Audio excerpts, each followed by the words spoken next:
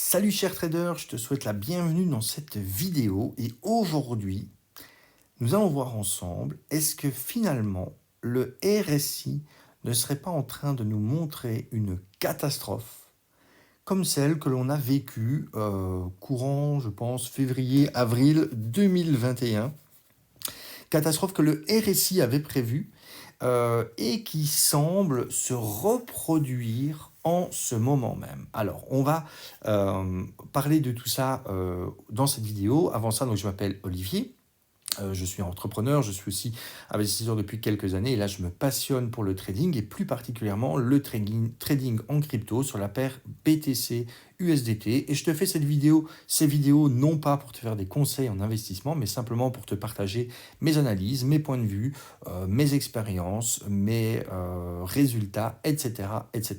Et aujourd'hui je voudrais te parler du RSI comme boule de cristal qui a cette capacité parfois étonnante, quand on le lit avec suffisamment de prise de recul, euh, une capacité assez étonnante à détecter des retournements de tendance et à détecter même à quel niveau ces tendances pourraient breaker et donc amener comme ça après cette contre-tendance parfois violente et donc comment le RSI peut parfois nous aider à stopper nos positions. Par exemple, si on est dans une tendance haussière, qu'on est en position d'achat, ben stopper nos positions à temps et savoir attendre patiemment avant de prendre une position short. Alors, comment je vais te montrer, on va remonter dans le passé, avant justement de te montrer, tiens, ce qui est en train de se passer en ce moment, on va revenir sur ce qui s'est passé voilà, c'était dans cette période comme ça de février à mai 2021, une période où on a connu une forte hausse au niveau du Bitcoin et puis on a connu un retracement quand même assez important.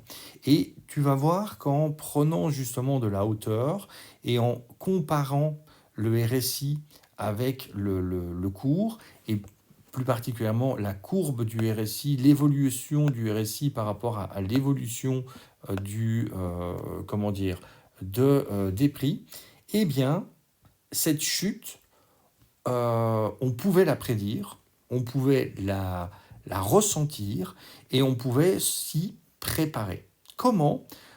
En exploitant le principe de divergence haussière ou baissière. Je m'explique.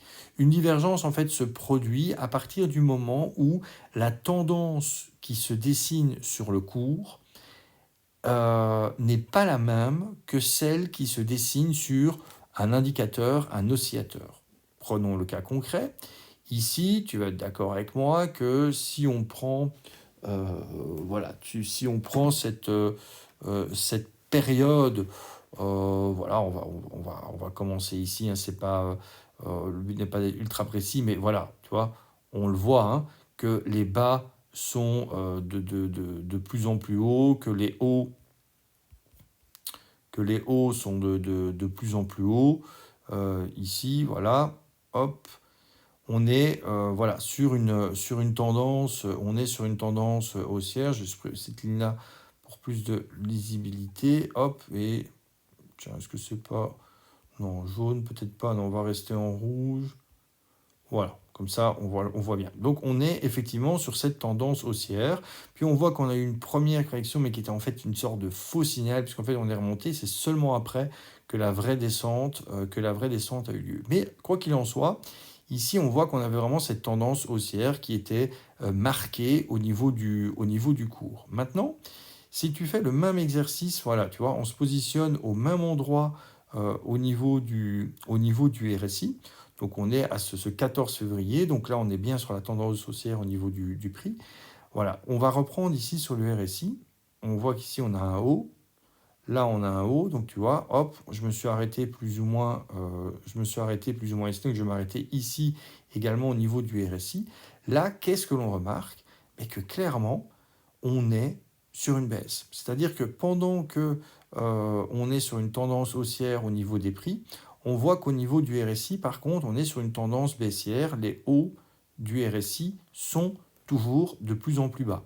Autrement dit, on a là un RSI, et tu vois, on pourrait même le commencer ici. Hein, tu vois, là, on avait atteint un haut au niveau du prix et le RSI était à 92. Ici, on atteint un haut qui est beaucoup plus haut, parce que là, on était à 39 000 dollars. Ici, le haut est à 57 000 dollars. Tu vois que là, le RSI était à 93. Ici, le RSI n'est plus qu'à 87. Donc, on voit que les bas sont de plus en plus bas au niveau du RSI, alors que les hauts sont de plus en plus hauts au niveau du prix. Et donc, on voit effectivement que là, voilà, on atteint un nouveau haut ici, le nouveau haut est plus bas. On atteint un nouveau haut, là le nouveau haut est plus bas. Puis on atteint un bas ici qui est aux alentours des voilà, 48 000, 49 000 de nouveau. Hop, on va pas être le but simplement de mettre une ligne comme ça on le voit. Donc on voit qu'ici on vient casser une première fois. Donc là les gens auraient pu se dire aïe, voilà, là ça va partir à la descente, ça va partir en descente. Si on est prudent, on attend. On voit effectivement ici que ça remonte. On voit ici que ça remonte. Et on voit qu'on atteint un nouveau, enfin, voilà, on atteint un nouveau un plus haut, mais que là, le récit reste quand même fort collé au niveau des 50, que ça travaille beaucoup. Et puis on voit de nouveau que ça casse. Et donc, que ça casse. Et on aurait pu se dire à ce moment-là, ok, on attend qu'ils viennent rejoindre le plus bas ici. On voit que le plus bas, ben, il est là. Donc du coup, voilà, on va redescendre un peu la ligne. Finalement, c'est plutôt ici. Et là, hop, je suis où? Je suis là. On voit qu'il ne remonte pas. Il ne fait pas comme là, taper et remonter, mais il continue à descendre. Et donc là, on avait le vrai signal finalement de la chute. Et donc, tu vois que même si on n'a pas, on l'avait fait en mode prudent, on va dire, ok, limite ici, si j'étais en position toujours acheteur, bon ben effectivement, quand on voit qu'il va faire des hauts de plus en plus bas, on peut se dire ok, je prends des bénéfices au fur et à mesure, hein, je clôture mes positions d'achat, mais ici j'attends. Là, je vois vraiment qu'on a un vrai signal baissier au niveau du RSI. Je me positionne à ce moment-là en short. Et clairement, voilà, si on s'était positionné en short là et qu'on avait attendu que le RSI nous indique une vraie remontée, qu'on s'était mis voilà, ici, qu'on avait stoppé plus ou moins notre short ici, ben, on aurait quand même fait un gain de 33%, ce qui est clairement pas dégueu. Pourquoi je te dis que on a un scénario, que ce scénario un petit peu catastrophe qui a été vécu comme ça en 2021, il pourrait peut-être se reproduire. C'est que si on reprend maintenant, ça c'est voilà le graphique de maintenant, on voit que clairement ici on a une tendance haussière qui est bien installée depuis début de l'année, d'accord, depuis début de l'année 2023, et à contrario, si on reprend donc sur la même période ici le RSI, hop, on voit qu'ici il fait plusieurs fois des plus hauts au niveau du RSI, mais qui sont de plus en plus bas. Et alors au niveau des plus bas, c'est un peu moins marqué, mais on voit quand même que alors qu'ici on a une belle tendance haussière, là on a quand même une tendance baissière. Et donc qu'est-ce que ça dit? Ça dit que, ok, on regarde, ici il fait un plus bas plus ou moins aux alentours des 21 500. Là on voit qu'il remonte, il fait une tentative, je ne sais pas si vous vous souvenez, on a eu un peu ce même genre de tentative, ce genre de faux signal qui pourrait dire, oulala, ça va se casser la gueule, mais en fait ici le support numéro 2 a fait son rôle et on repart, comme dans le scénario que l'on va voir tout à l'heure. On repart, ça repart à la hausse, on refait des nouveaux plus hauts qui sont bien plus hauts que ceux qu'on a vécu ici, hein. Vous voyez ici, le haut du RSI, au niveau du cours du prix, on était au niveau de 22 23 000. Ici, le haut du prix qui est plutôt vers les 28 000. Regardez, le haut du RSI, il est où? Là, on est dans des hauts, on a réatteint les 30 000. Regardez le haut du RSI où on se trouve. De nouveau, il fait un espèce de faux signal, hein. Il se casse la gueule ici. Il se casse la gueule ici. Et il remonte. Et il remonte. Donc, on pourrait se dire que la prochaine fois, il a fait une tentative, une deuxième tentative.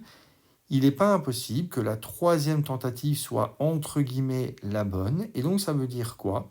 Que si on voit effectivement que le RSI vient à nouveau traverser ici, il faut pas directement se jeter et faire un short, bien entendu, mais attendre qu'il vienne vraiment taper ici et voir s'il descend vraiment ici. Et donc, ça va peut-être nous amener à un niveau, voilà, peut-être au niveau du pivot ou peut-être justement, quelque part ici. Voilà, peut-être quelque part ici. Et là, effectivement, ça pourrait être un signal de short pour eh bien, aller chercher voilà, un prix qui va s'arrêter, support 1, peut-être au support 2, avant que ça ne reparte. En tout cas, pour le moment, vu ce qu'il fait ici, se positionner vraiment sur des gros achats moyenne durée, donc vraiment sur du swing trading à moyen terme, donc c'est-à-dire peut-être sur des positions qu'on voudrait garder plusieurs semaines, c'est pas forcément le bon plan parce qu'on ne sait pas trop ce que ça va donner. Alors bien entendu, après, si, comme je le fais dans d'autres vidéos, hein, on fait de l'intra-swing, si on prend des positions acheteurs, parce qu'on est dans cette tendance haussière, avec le but qu'elle dure quelques heures, voire quelques jours, ça peut bien entendu encore tenir. Mais là, si on est dans l'idée de vouloir tenir une position acheteur sur plusieurs semaines en se disant, tiens, on est dans une belle tendance haussière, le RSI remonte, donc je vais prendre des positions d'achat, c'est peut-être pas forcément le bon plan. Moi, j'attendrai un petit peu parce que peut-être que là, ça va redescendre. Et que si ça redescend, que cette fois-ci, ça risque peut-être de craquer pour de bon. Voilà. Laissez-moi votre commentaire, dites-moi un peu ce que vous pensez de cette analyse. Est-ce que vous avez une analyse différente de tout ça? Laissez-moi aussi un petit pouce en l'air, ça fait toujours plaisir. Et puis je vous dis à très bientôt pour la prochaine vidéo.